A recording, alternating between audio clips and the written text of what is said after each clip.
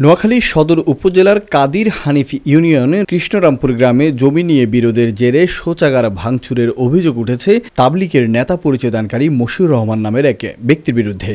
ভুক্তভোগী হারুনুর রশিদ সুদারাম থানায় লিখিত অভিযোগ করে জানান, তার পৈতৃক জমির উপর নির্মিত শৌচাগার ভেঙে ফেলেছে মশিউর রহমান সহ তার সঙ্গে থাকা লোকজন। এছাড়া বাড়ির অন্যান্য স্থাপনা সরিয়ে চারপাশে বেড়া দিয়ে তার চলাচলের পথ বন্ধ করে দেওয়া হয়েছে। হারুনুর রশিদের দাবি, প্রতিবাদ করলে প্রাণনাশের হুমকিও দেওয়া হয়েছে তার পরিবারকে। এখন নিরাপত্তাহীনতায় ভুগে তারা আইনের আশ্রয় প্রত্যাশা করছেন। এই রাস্তাটা হলো আমাদের চলাচলের পথ। এই চলাচলের পথ দিয়ে আমরা দেখা যায় বিভিন্ন ওয়াশরুমে যাই এবং দেখা যায় আমাদের ওই পূর্ব দিকে যাওয়ার চলাচলের পথ।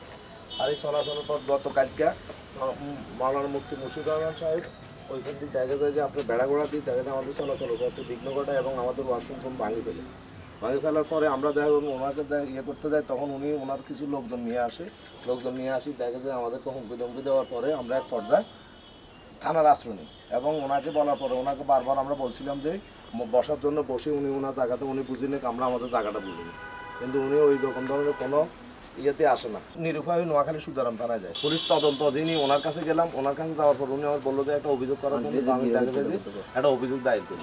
অভিযোগ দায়ের করার পরে অভিযোগ মানে আপনার এই পুলিশ নিয়ে আসার পরে ওনারা এইখানে ওনার সাথে ইয়ে করা হয়, ওনার সাথে সাক্ষাৎ করা হয়। ওনার সাথে সাক্ষাৎ করার পরে আমার বলছে যে শনিবার দিন ইয়ে করবে, কি জানি বসার একটা ডেট। আমি সবার কাছে দাবি চাচ্ছি যে আমার পৈতৃক সম্পত্তি যেটা, আমি যে কতটুকু সম্পত্তির মালিক হই, আমার ততটুকু সম্পত্তি আমার দেখা বুঝতে এবং দেখা যায় যে আমার দুইটা মেয়ের বিয়ের উপযুক্ত আছে।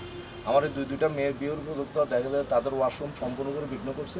এখন আমার দেখা যায় যে অন্তত প্রশাসনের দৃষ্টি আকর্ষণ করে যে আমার অন্তত মেয়েগুলোর ওয়াশরুমের ব্যবস্থাটা করে দেওয়া।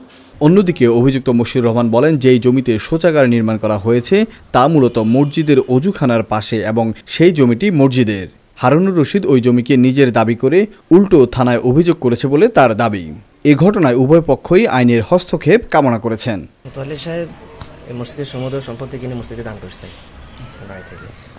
এই জায়গাটা ল্যাট্রিন থাকাতে ওনারা মসজিদের জমি কেনার পর থেকে বলছেন যেটা সরাই ফেলেন এবং টাকাও দিয়েছেন, কিন্তু অদ্যবধি সরানো হয়নি। পরবর্তী তিনি পাশের জমিটাও কিনছেন ওনার ব্যক্তিগত কাজে, কিন্তু কেনার পরে ওনারা আবার সেই জায়গায় একটা ল্যাট্রিন দিয়েছেন। পরে সামাজিক পারিবারিকভাবে নিষেধ করা হয়েছে, এটা আবার বন্ধ হয়েছে। তারপরে এটা ব্যবহার চলতেছে।